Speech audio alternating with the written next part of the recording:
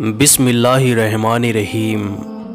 ایک ایسی عورت جو ہمیشہ اپنے چہرے کو سنوارنے میں لگی رہتی، دن بھر اپنے چہرے پر میک اپ کرتی رہتی، یہاں تک کہ رات کو سونے سے پہلے بھی میک اپ کر کے سوتی، اپنے ہونٹوں پر لپسٹک لگا کر اور اپنے ناخنوں پر نین پالش لگا کر اجنبی لوگوں کے سامنے اپنے جسم کی نمائش کرتی اور اپنے دل میں یہ خیال کرتی کہ میں اس دنیا کی سب سے خوبصورت لڑکی ہوں۔ اس لڑکی کے سر پر میک اپ کا بھوت سوار تھا، اپنے چہرے کو خوبصورت بنا کر اجنبی مردوں کے سامنے گھومتی، اور جب مرد اس عورت کو دیکھتے تو اس کو بہت خوشی ملتی۔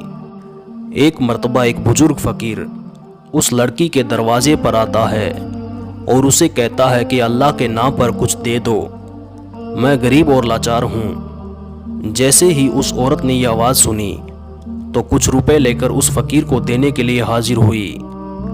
جیسے ہی اس فقیر نے اس عورت کے چہرے کو دیکھا، اس کی بے حیائی کو دیکھا، تو کہنے لگا، مجھے تمہارے پیسوں کی ضرورت نہیں، میں اللہ کے واسطے تم کو ایک مشورہ دیتا ہوں کہ پردے کی حالت میں رہا کرو اور اتنا میک اپ کر کے اجنبی مردوں کے سامنے مت نکلا کرو۔ اتنا سننا تھا کہ وہ عورت غصے میں آ گئی اور کہا کہ تم ایک گھٹیا فقیر ہو اور مجھے نصیحتیں کرتے ہو، تم فوراً یہاں سے چلے جاؤ۔ فقیر یہ کہتا ہوا وہاں سے چلا گیا کہ مرنے کے بعد بہت برا انجام ہوگا، سنبھل جاؤ، سنبھل جاؤ۔ اور کچھ دنوں کے بعد اس لڑکی کا انتقال ہو جاتا ہے۔ چند دنوں کے بعد اسی گاؤں میں رہنے والی ایک نیک پرہیزگار عورت نے اسے خواب میں دیکھا۔ اس عورت کے حالات کو دیکھ کر وہ گھبرا گئی۔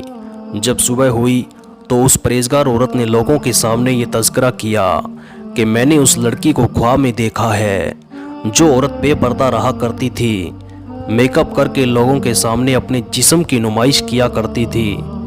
میں نے دیکھا کہ وہ لڑکی قبر کے اندر قبر کے سخت عذاب میں مبتلا ہے۔ اس کے ہونٹ کاٹ دیے گئے تھے جن پر وہ لپسٹک لگایا کرتی تھی، اور ان آنکھوں کو بھی نکال لیا گیا تھا جن پر وہ میک اپ کیا کرتی تھی۔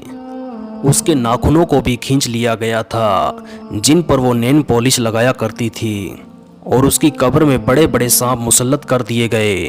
وہاں موجود عورتوں نے جب یہ بات سنی تو ان کے دل میں یہ دہشت پیدا ہو جاتی ہے، اور وہاں موجود تمام عورتیں توبہ کرتی ہے اور پردہ اختیار کرتی ہے۔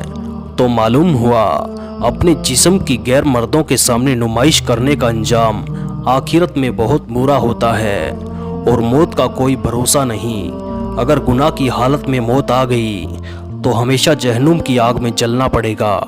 اللہ تعالیٰ سے دعا ہے کہ اللہ ہماری ماں اور بہنوں کو پردہ اختیار کرنے کی توفیق عطا فرمائے، آمین۔